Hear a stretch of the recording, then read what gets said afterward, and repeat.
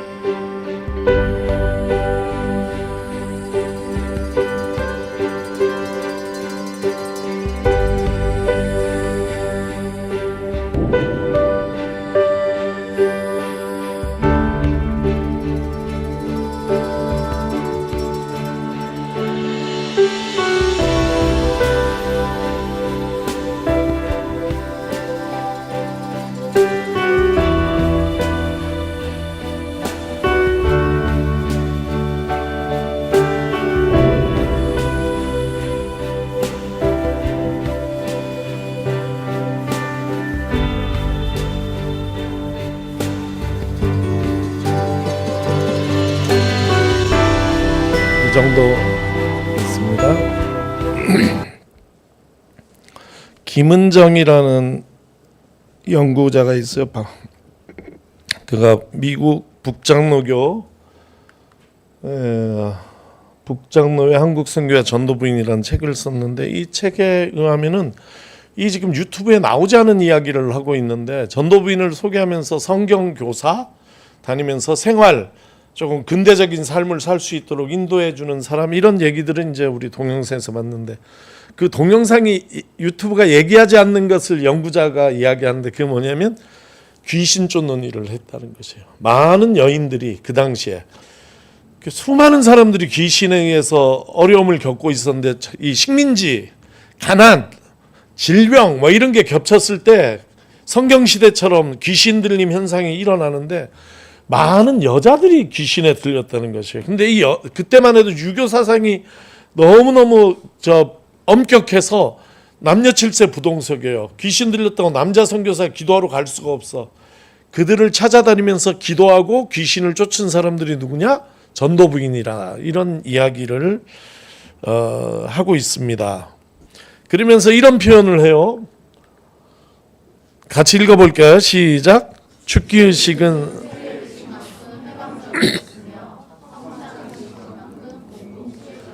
해방과 공동체가 이 축기 안에, 축기라 그러면 우리 약간 무당적인 것만 생각하는데, 기독교 교회의 축기 예식은 교인들이 함께하는 그런 해방과 공동체의 역사였다, 그런 이야기를 하고 있어요.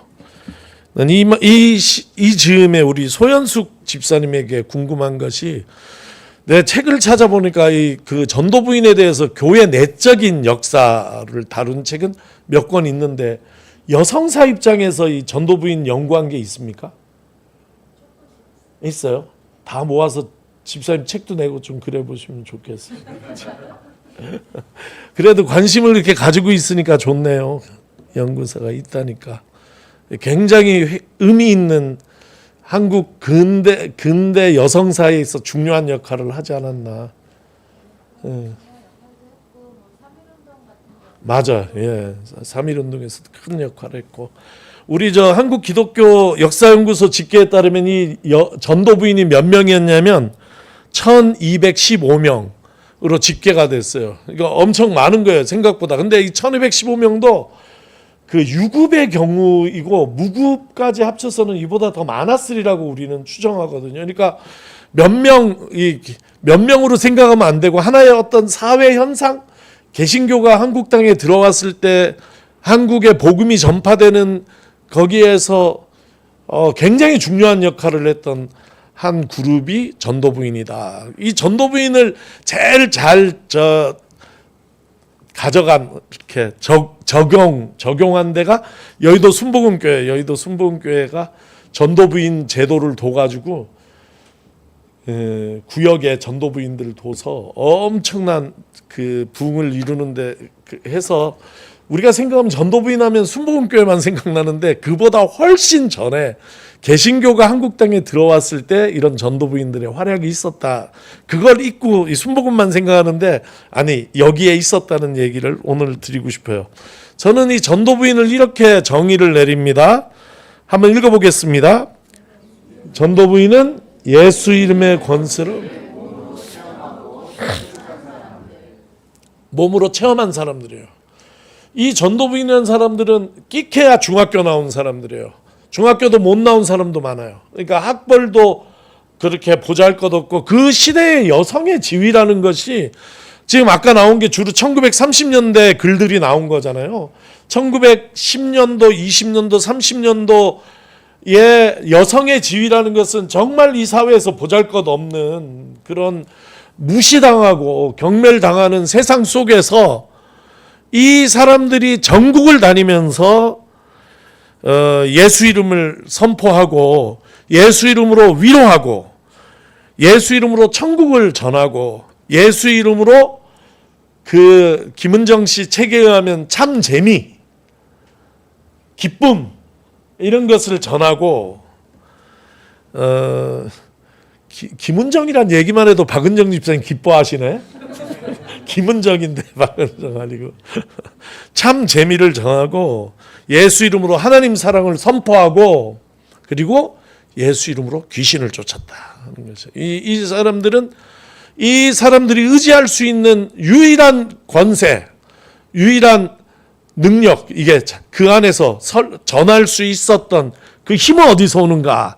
예수 이름에서 오는 것이다. 그래서 이분들은 예수 이름의 능력을 체험을 했고 그게 자기 몸에 체득이 되어서 예수 이름으로 놀라운 일들, 많이 배운 사람들도 하지 못하고 높은 위치에 있던 사람들도 하지 못했던 놀라운 일을 펼쳐낸 사람들이 누구냐?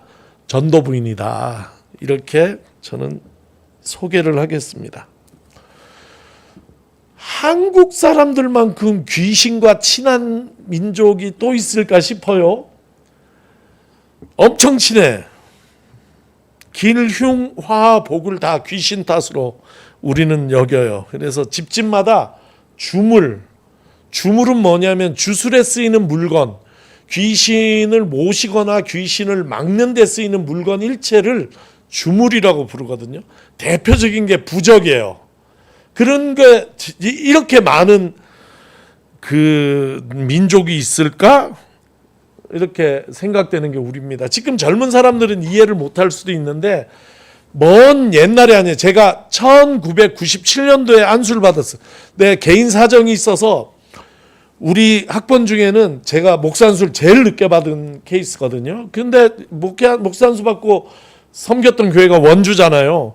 그 원주에서 제가 이게 옛날 1930년대 얘기가 아니라 1997년도, 8년도, 9년도에 제가 했던 일 중에 하나가 교인들이 집에 와서 이제 예수를 믿으니 예수 믿기 전에 모셨던 부적을 떼어달라는 거야. 무서워서 못 뛴대. 진짜로. 건영 아파트, 그때 원주에서 최고 아파트가 건영 아파트 찾으면 다 부자고 막 그렇게 생각하던 옛날에 원주 시골이라면 화낼 것 같긴 한데 그래도 그런 거 있잖아요. 중소도시에 제일 좋은 아파트 사는 사람들도 예수를 믿고 예수를 잘 믿기로 결심하면 목사 불러가지고 부적 떼어달라 그랬어. 그때는 목사하는 게 신나는 때였어요. 소용이 많아. 부를 일도 많아. 가면 그냥 예배 드리고 예수 이름으로 그 집에 있는 귀신들을 내쫓고 그리고 이제 부적을 하나씩 띄면 그냥 얼마나 존경스러운 마음으로 이 부적을 함부로 떼어내는 목사 보기를 그냥 존경의 눈으로 우리 막 천정에도 붙어있고 장롱에도 들어있고 베개 속에도 들어있고 온갖 옷의 주머니에도 들어있는 부적들을 다 모아가지고 그걸 불태우고 하면 야 완전히 이 예수 권세가 이 사람에게 확 받아들여져 가지고 완전 새 삶을 사는 그런 뭐 역동적인 막 신앙이 되고 그랬는데 그때가 그리워요. 근데 그때가 언제냐? 여기 지금 우리 지금 공부하는 한국 기독교 형성사 보면 거기에 나오는 게 선교사들과 전도부인이 했던 게 주물을 불태우고, 이런 역할을 했다고. 그게 1930년에 했다, 1920년에 했다는 얘기인데 언제까지 했냐? 1999년까지 제가 했다니까요. 얼마나 오랫동안 우리가 귀신을 그 염두에 두고 귀신과 함께하는. 지금도 그래. 지금도 우리 민족은 지금도 그 엄청 따지잖아요. 나는 제일 속상한 게 그 손 없는 날인지 이사할 때마다 이사 비용 2배 드는 날 있잖아요. 늘 이사는 그런 날만 해. 내가 하는 게 아니라 그 같이 하다 보니까 그렇게 되거든요. 왜 지키는 게 너무 많아. 신재윤 청년 변호사 개업했잖아요. 채비. 거기 사무실 얻자마자 누가 선물로 보내온 게 명태래. 명태 걸어놨대. 뭐 이런 식이야. 뭐 우리 삶 안에 길한 것과 흉한 것, 만져야 될 것, 만지지 말아야 될 것, 온갖 것이 다 그 귀신 관련된 유래로부터 온 것들을 우린 지금도 가지고 그렇게 살고 있어요. 선교사 허버트라는 사람이 이런 말을 했어요. 같이 읽어봅니다.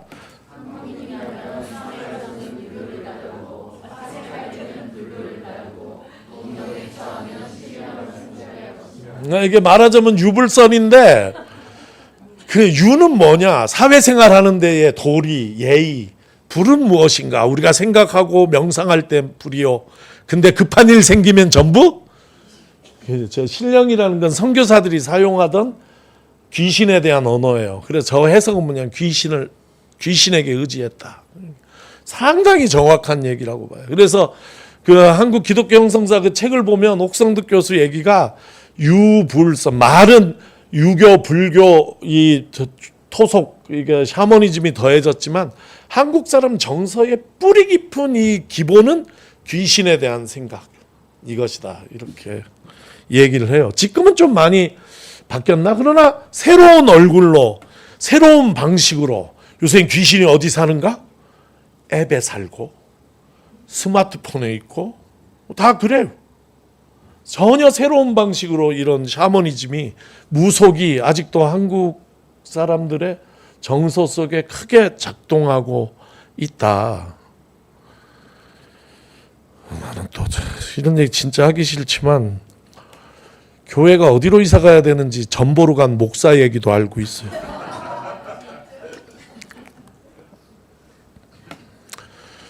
이 세 가지를 구분할 필요가 있는데 귀신은 무엇이냐? 사실 성경에는 귀신이 안 나와요. 한국적 귀신은 한국의 귀신은 뭡니까? 한국의 귀신 억울하거나 뜻밖의 사고를 당했거나 원한을 갚지 못하여 이승을 떠나지 못하고 구천을 헤매는 죽은 사람의 영이야. 그게 귀신 개념이에요.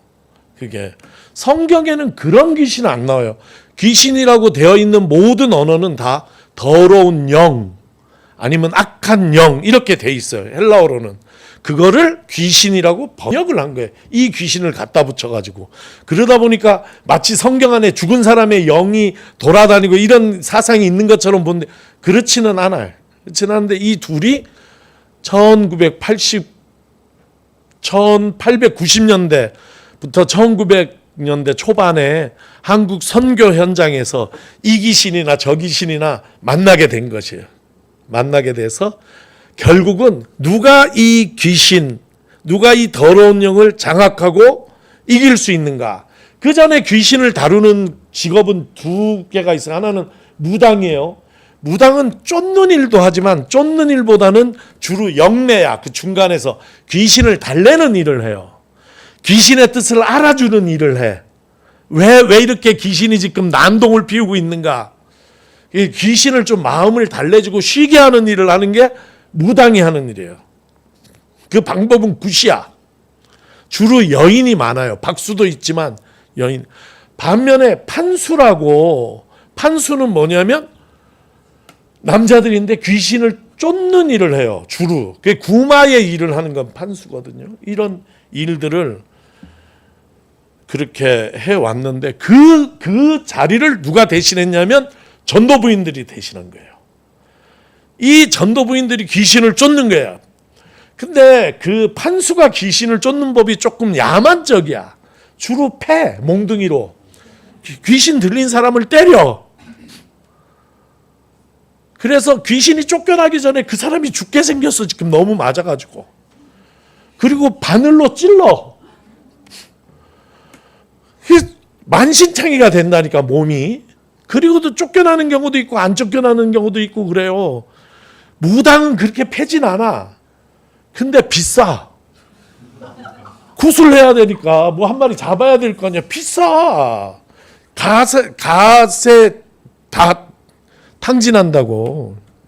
근데 전도부인들은 그런 방법이 아니라 예수 이름으로 말씀과 기도로 무료로 귀신을 쫓아주는 일을 합니다. 놀라운 대결의 판이 1890년대부터 1900년도 초반에 한국에 일어났다고. 이게 언제까지 일어났냐면 제 세대까지 일어났어요. 내 세대까지.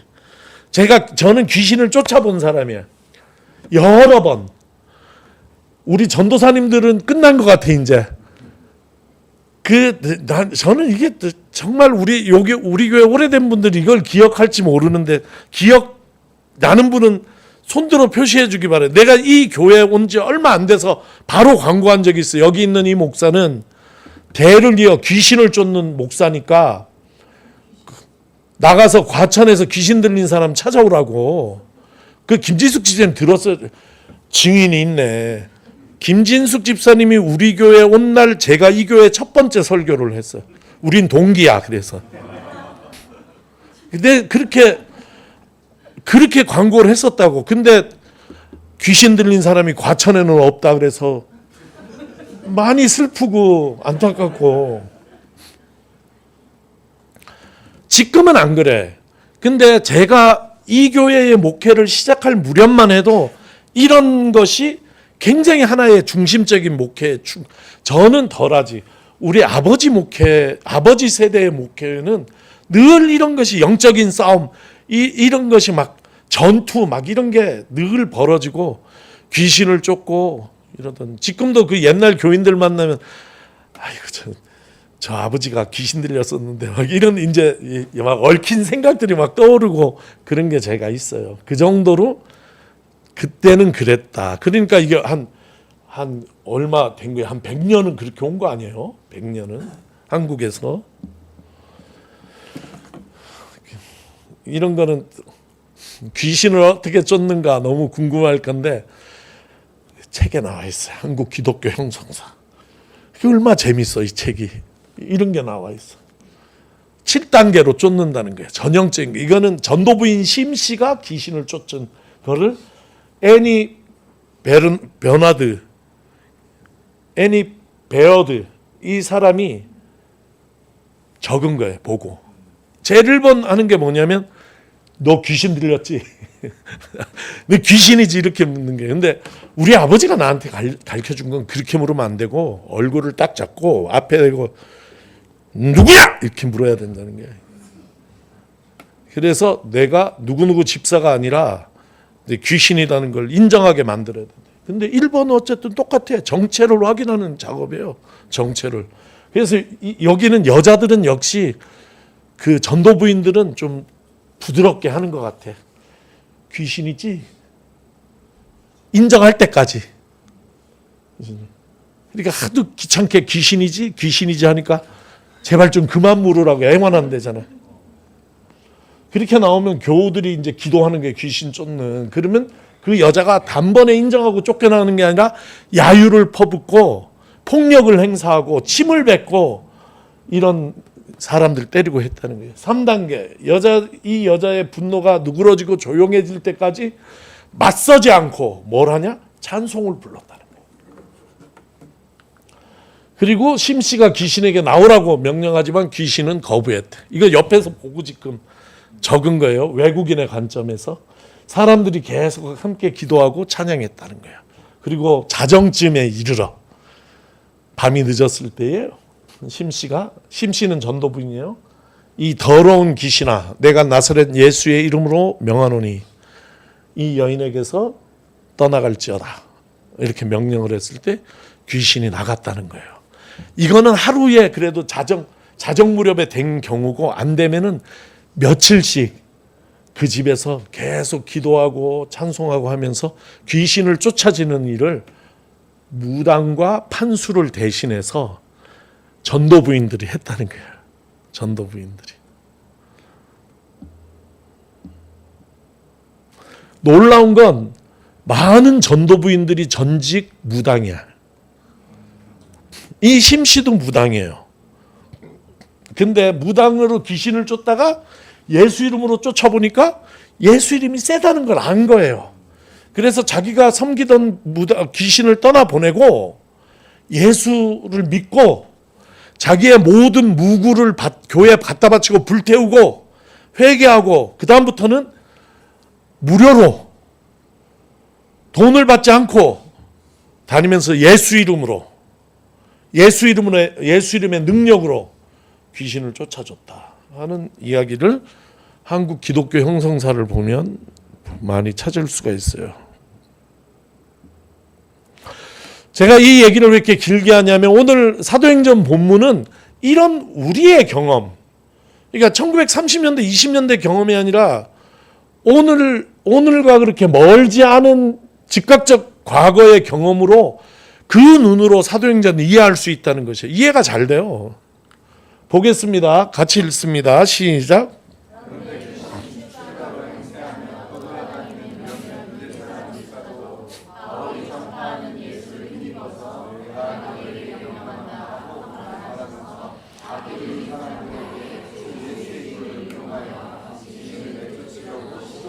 예, 주 예수의 이름을 이용하여, 주 예수의 이름을 들어서, 그러니까 우리는 예수의 이름이 갖는 능력이 일찍이 널리 퍼졌다는 걸 알 수 있어요. 여러 사람들이 예수 이름의 능력을 알아서 이걸 주문처럼 받아들인 거예요.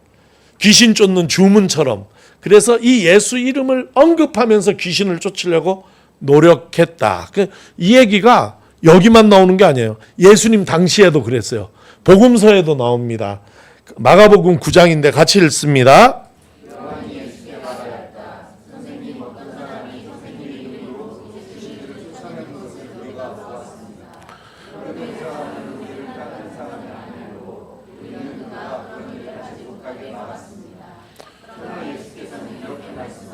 막지 말아라. 내 이름으로 기적을 행하고 나서, 이 사람은 12제자 그룹에는 속하지 않은 사람인데 예수를 믿었던 게 분명해요. 그래서 예수 이름으로 귀신을 쫓았는데 귀신이 나간 거야.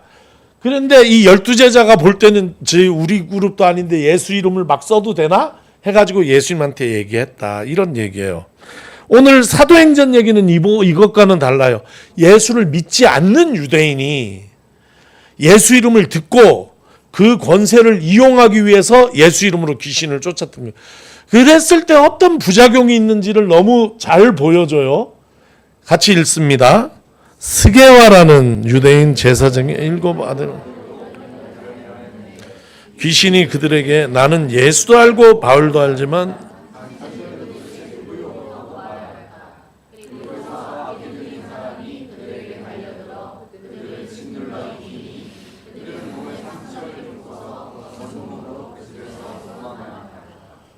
귀신을 쫓아보셨어요? 처음 귀신 쫓을 때 딱 내 마음에 들어오는 성구는 이게 예수 이름으로 하니까 귀신이 쫓겨나갔다 이런 거는 생각이 안 되고, 예수도 알고 바울도 아는데 너는 누구냐? 그 귀신이 나를 알 것 같은 거야.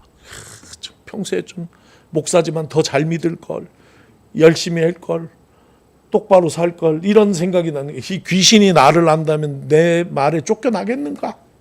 비웃고 조롱하고 나한테 달라들어서, 이거 지금 봐봐요. 스게와의 아들은 7이고 귀신 들린 사람은 하나인데, 이 힘을 감당하지 못해서 7명이 일방적인 폭행을 당하고 몸이 짓눌려 쫓겨났다는 얘기가 여기 나오잖아요. 두려워요. 제일 두려운 얘기가 뭐냐? 귀신이 얘기하는 거야. 내가 예수도 알고 바울도 아는데 너는 누구냐? 넌 누군데?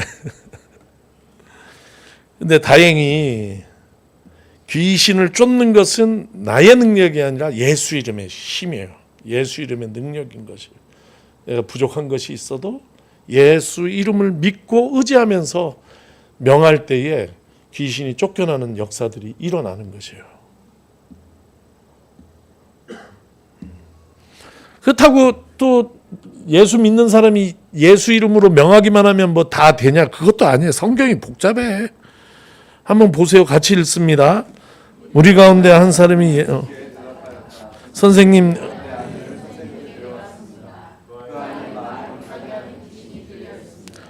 어디서나 귀신이 아이를 사로잡으면 아이를 거꾸러뜨립니다. 그러면 아이가 거품을 흘리며 그래서 그들은 쫓아내지 못했습니다. 이렇게 나오더라고요. 예수의 제자들도 귀신을 쫓아내지 못한 거예요. 그러니까 예수님이 뭐라 그래요? 야, 믿음이, 읽어봅니다. 아, 믿음이 없는 세대여, 내가 언제까지 너에게 참아야 하겠느냐. 아이를 내게 데려오라 하고 예수님 고치고 나중에 제자들에게 이렇게 얘기합니다. 읽습니다. 왜 우리는 귀신을 쫓아내지 못했습니까? 예수께서 그들에게 대답했다.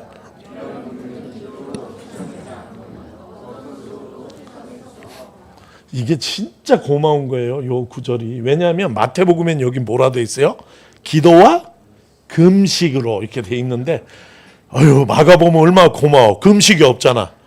기도만으로 쫓을 수 있다 이렇게 돼 있으니까 마음이 훨씬 편하잖아요. 기도로 쫓을 수 있다. 그러니까 이런 말을 종합해 보면 예수 이름은 그 자체가 주문이 아니라 하나님과의 관계의 통로다. 우리가 하나님과 맺을 수 있는 관계의 통로로 하나님께서 우리에게 예수 이름을 주셨다. 이 예수 이름을 믿고 의지하면서 우리가 주의 이름으로 나갈 때 우리와 하나님이 연결되는 것이고, 하나님께서 우리에게 예수 이름으로 간구하는 것들을 이루어 주신다 하는 것을 알 수 있어요.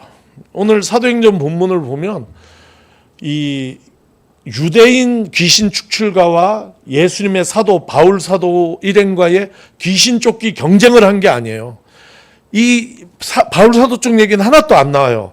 다만 나오는 게 뭐냐면 귀신의 그 말이 중요한 거예요. 내가 예수도 알고 바울도 아는데 너는 누구냐 하면서 귀신이 예수를 알고 있었고 예수를 전하는 바울을 알고 있었다 하는 것이에요. 그래서 그들의 이야기, 또 예수를 전혀 믿지 않는 사람들이 예수 이름을 팔고 예수 이름을 이용했을 때 그들이 당한 그 곤란함을 보고 결과적으로 읽습니다. 시작. 이 일이 에베소에 사는 모든 유대 사람과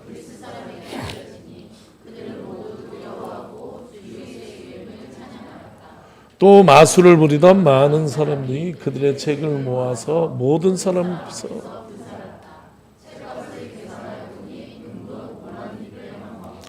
마술의 비서, 귀신 쫓는 비서 들어있는 책이 은돈 5만 잎이, 이게 수억의 미니멈으로 잡아서 그 에베소에 있는 모든 매지션들이 그들의 비서를 다 갖다가 불살랐다는 얘기. 주물을 불살랐다. 그러니까 1920년대 이때 있었던 일이 기원 후 1세기에 에베소에서 일어났다 하는 그런 연결성을 찾아볼 수가 있어요. 그래서 오늘 성경이, 오늘 본문이 하는 얘기는 뭐냐면, 눈에 보이는 물질계가 있고 눈에 보이지 않는 영계가 있어요. 그런데 그 영계 안에는 많은 존재들이 있습니다. 천사도 있고 사탄도 있고 거기에, 그리고 악령도 분명히 존재하고 다이몬이라는 조금은 중립적인 그런 존재도 있습니다. 예수를 광야로 끌고 간 것이죠. 성령에게 인도해 준 그런 영들도 있고 여러 영들이 있는데, 그 영들이 때로는 귀신의 모습은 뭐냐면 죽은 사람의 영혼의 모습으로 우리를 찾아온다. 꿈으로도 찾아오고, 꿈으로 주로 찾아와요. 그리고 내 안에 살면서 그 더러운 영이, 악한 영이 죽은 사람의 모습으로 변장해서 나를 찾아오는 거예요. 그리고 나를 괴롭혀요. 그게 뭐냐면 귀신이거든요. 죽은 어머니의 모습으로 찾아와요. 죽은 누구의 모습으로 찾아와요. 그리고 나를 섬기며 살라고 이야기하는 것이죠. 그러니까 그런 귀신들의 모습도 찾아오면 쫓아내기도 하고, 또는 뭐 여러 가지 유혹의 영으로, 미혹하는 영으로, 꼭 귀신의 모습이 아닐지라도 이런 영계 안에서의 더러운 영들이 우리를 쓸어 넘어뜨리려고 하고 있는 것이에요. 그래서 예수님께서 우리에게 주의 기도 마지막을 가르쳐 주실 때에 분명하게 유혹에 지지 않게 하시고 악에서 구해달라고 한 것이죠. 이런 세계를 모르면, 물질 세계, 눈에 보이는 세계만 알면 이런 이야기는 다 그 하나의 정말 쓰잘데기 없는 이야기로 보일 수 있지만, 이 세계를 알고 경험을 한 사람은, 그것이 이 전도부인들이 그런 경우에요. 그걸 경험하고 그 능력을 체득한 사람들이에요. 이런 일을 체험한 사람들은 이 이야기가 한심한 이야기가 아니라 진짜 살아있는, 지금도 일어나고 있는, 영계에서 일어나고 있는 이야기라는 것을 알 수가 있는 거죠. 그래서 오늘 성경이 하는 이야기는 그런 영적인 세계에서 예수의 이름이 권세가 있다. 예수 이름이 권세 있다. 그 얘기를 성경은 이렇게 우리에게 전합니다. 같이 읽습니다.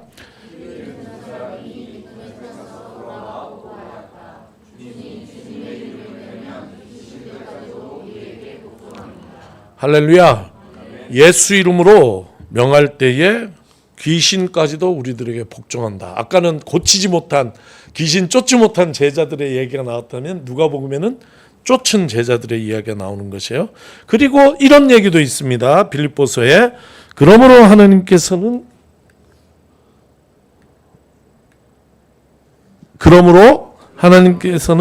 그를 지극히 높으시고, 네, 하나님께서는 예수 이름을 모든 존재 위에 두시고 가장 높은 이름으로 세우시고 우리에게 그 이름을 주셨어요. 그리고 예수 이름을 의지해서 신앙생활하라고, 예수 이름을 의지해서 살라고 얘기하시거든요. 그런 이야기들이 분명히 성경에 있으니 이와 같습니다. 시작. 너희가 내 이름으로 구하는 것은 내가 무엇이든지 다 이루어 주겠다. 이것은 아들로 말미암아 아버지께서 영광을 받으시게 하려는 것이다. 너희가 무엇이든지 내 이름으로 구하면 내가 다 이루어 주겠다.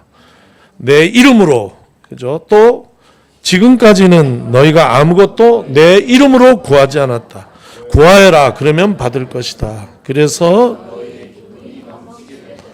저는 이런 성경 구절들을 정말 어린 시절에 엄마 아빠가 일주일 지나면 해수욕장 갈 거야, 휴가 갈 거야 하면 그 말을 그대로 믿고 나를 손을 꼽아 기다리잖아요. 그런 어린아이 같은 순전한 심정으로 내 이름으로 구하면 무엇이든지 이루어 주실 것이다 하는 이런 약속의 말씀을 우리가 아멘으로 받고 예수 이름으로 구해야 한다. 그런 순전한 신앙의 주인공들이 돼야 된다. 저는 그렇게 믿어요. 주의 기도 아니라 우리가 모든 기도마다 예수님 이름으로 기도합니다 이렇게 하잖아요. 그게 아무 감흥이 없어요. 그냥 예수 이름으로 기도합니다. 그거 안 하면 안 된다고 하니까 거기 붙여서 예수 이름으로 하는 거예요. 그리고 예수 이름으로 안 하면은 뭐가 좀 찝찝해. 그래서 나라도 누가 안 했으면 나라도 예수 이름으로 기도하면 이렇게 붙이기도 하고 그래요. 그러나 꼭 그렇게 모든 기도의 끝에 습관적으로 붙이는 예수 이름 기도함이 아니라 앞으로는 이렇게 기도했으면 좋겠어요. 주님은 이때 하나님을 부르는 방식은 여러분들 다 달라요. 저는 주님이라고 불러요. 주님, 예수 이름으로 간구합니다. 주님, 제가 예수 이름에 힘입어서 기도합니다. 이렇게 이런 것들을 주님 들어주십시오. 이루어 주십시오. 하나님께서 이 성경을 통해서 약속하신 거 예수 이름으로 구하면 내가 이루어 준다 이렇게 했어요. 그 말을 믿고 예수 이름으로 기도하는 것이, 근데 그게 정말 하나님 보시기에 얼토당토하는 것이면은, 그러나 우리가 예수 이름으로 그걸 기도하는 중에 내 마음속에 내 기도가 얼마나 틀린 기도인지 엉터당터하는 기도인지 이게 와닿는 거예요. 예수 이름으로 기도하는 중에 온다니까. 예수 이름으로 기도를 안 하는 사람은 안 하고 머릿속으로 생각만 하면은 자기가 그 기도 계속 옳은 기도인 줄 알아. 그러나 예수 이름하고 내가 지금 기도하는 게 얼마나 안 맞는지가 그냥 느껴진다니까요. 그래서 예수 이름으로 내가 순수한 마음으로 기도할 때 그 이름의 능력 가운데 나의 기도가 교정되고 나의 기도가 성숙해지고 나의 기도가 하나님을 향해 점점 가깝게 나가게 되는 역사가 예수 이름으로 기도할 때 그런 일들이 일어난다. 예수 이름이 갖는 그런 그 순수함이 우리의 마음을 비춰주는 빛이 된다 하는 것을 여러분 기억하시기를 바랍니다. 그래서 기도 끝에만 붙이는 것이 아니라 한번 따라합니다. 주님, 예수 이름으로 간구합니다. 예수 이름으로 기도합니다. 예수 이름으로 간청합니다. 그런 예수 이름으로 바랄 수 있는 그게 믿음이에요. 그런 믿음의 주인공들이 되기를 바라요. 저는 전도 부인을 꼭 기억해 주기를 바라요. 정말 뭐가 있었습니까? 배운 것 없고 내세울 것 없지만 예수 이름의 권세만을 굳게 믿고 그 귀신을 쫓는 일까지 했던 그 예수 이름을 굳게 믿고 복음을 전하고 하나님 나라의 참 기쁨을 전했던 전도부인 그 믿음을 여러분 기억하시고, 우리도 그 믿음의 선배들을 따라서 예수 이름으로 하나님 앞에 나아가는 그런 우리가 되기를 빕니다.